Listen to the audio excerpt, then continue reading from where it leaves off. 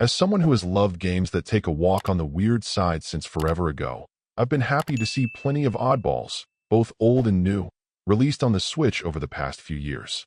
I'll admit that I tend to think more highly of the newer class of quirky titles, since older ones with a weird streak tended to be spotty when it came to quality more often than not. But there are still some great old titles that blazed a trail for modern developers to follow in, so they're appreciated. In the case of Feudal Brothers, Tonosama No. 1, I'm not so sure that it blazed a trail that others would follow, but it certainly felt free to simply do things its own way, for better or worse. Played in a very arcade-like style, but with some undeniably unusual flair, you'll choose one of two heroes to tackle a pretty challenging adventure with. If your preference is up-close brawling play, you'll want to go with Lord Baka, but if you'd like to tackle enemies from afar, you'll want to choose the very interesting Prince Buffon instead.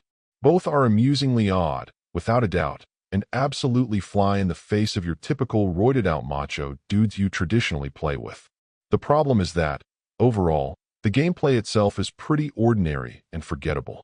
Even though it's a console title, there's a certain quarter-pumping sensibility to its degree of challenge, not so much designed to be beaten through skill as endured.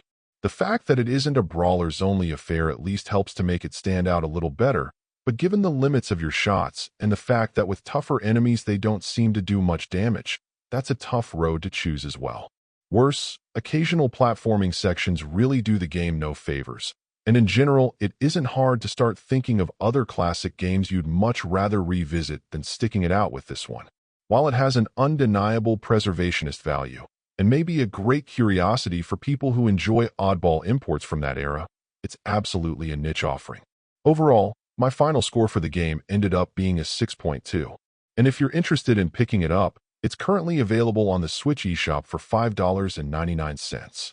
Thank you for taking the time to listen to this review, and if you'd like more information or ideas of indie games worth checking out on Switch, be sure to click on the link provided in the description. Until next time,